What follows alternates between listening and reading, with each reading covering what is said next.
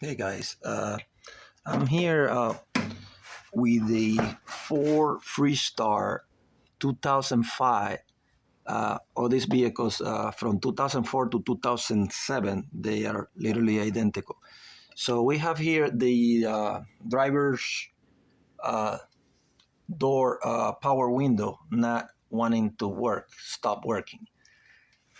So here the door has been taken apart literally, and here's the switch to open the window up and down.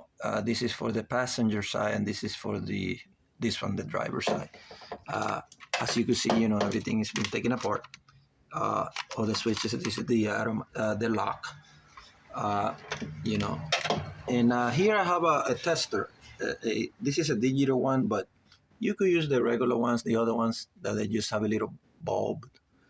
But this one is one that I just got, pretty nice, and the tip is really skinny.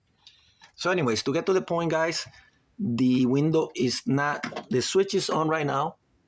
As you can see, it's on, and the window is not working. You hear nothing. We click the other one, and the other one, you could see is working, the other window. Thank God, at least one is working. So we are trying to isolate the problem.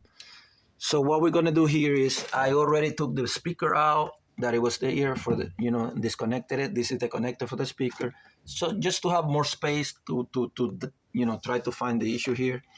So I already checked the fuses, and based on the manual related to the power window, and so far I didn't find no fuses blown.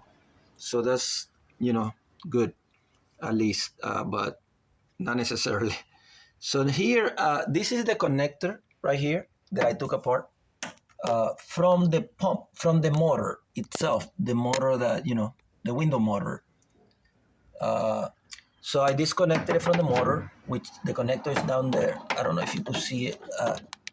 It's difficult to see it, but it's right there. This is the connector. So what I'm doing is, based on my diagram, I have a book. It's good to have a book. Let me show you the book. This is the manual for the vehicle. I bought it at the auto part. These books are pretty good to have. If you could see here, this is the diagram for this vehicle, So what I'm looking at here is this. These are the switches. This is the left, which is this door, and this is for the right, to control both windows. This vehicle only has two power windows, two doors. This is the one that is located on the other door, which is individual from this main one, which has the, you could control both windows from this side, and with this one you could only control the other window for the passenger side. So anyways, they're all connected, as you can see.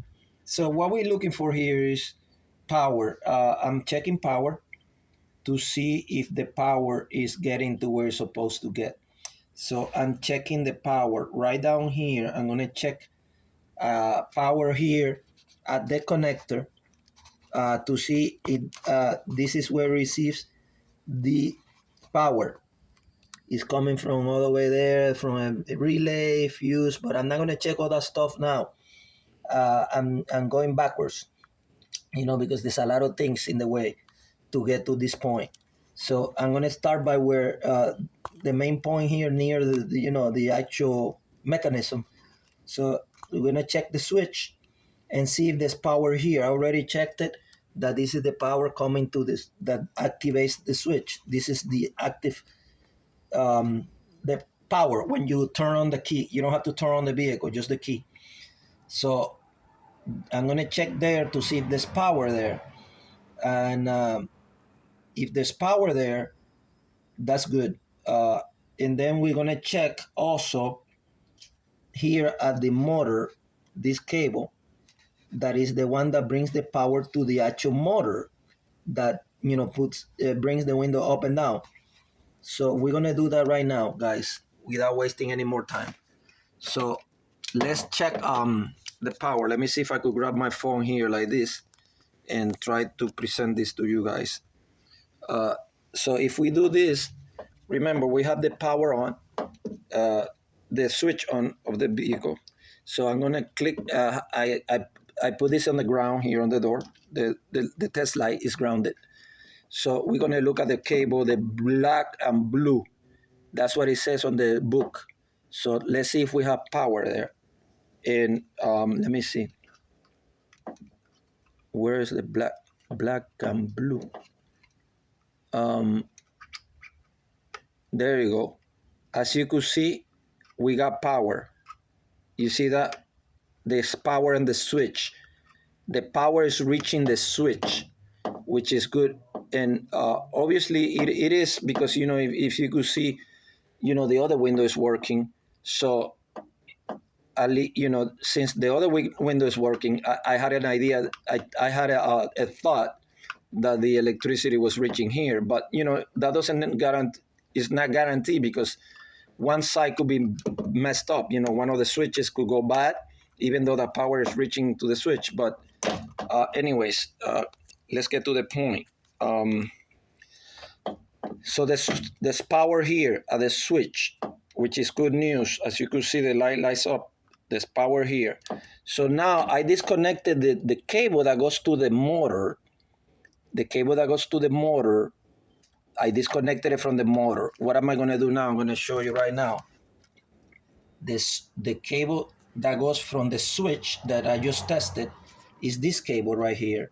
This cable. This cable goes to the motor with the same color cable. No, actually, I'm sorry. White and black in this case. We're going to check at the connector. I'm going to disconnect the motor. And well, I already did. So I'm going to check the cable, black, white and black. Actually, it's a different color in this case. I don't know why, but we're going to check anyways the connector that goes into the motor. I'm going to check both sides of the connector. There's only two cables right here. You see, they're yellow and red, and the other one is red and some red. So I'm going to check both cables, and I'm going to touch the connector and see if when I touch this cable, electricity goes to the connector of the motor. That's the idea, to see if power is reaching there. So we're going to put this here in one of the leads and see what happens.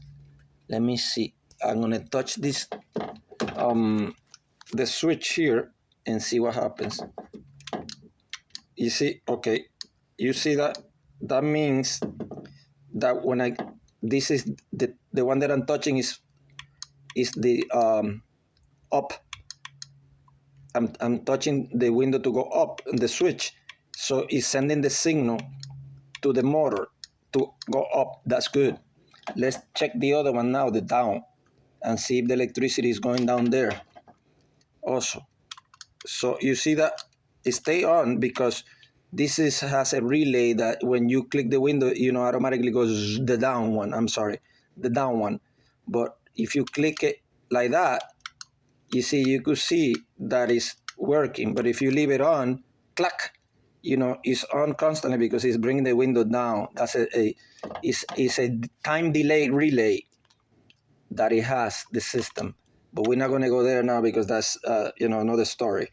So anyways, what I'm trying to look is for power. So we have power, as you can see, the down, and now I'm going to show you again the up. So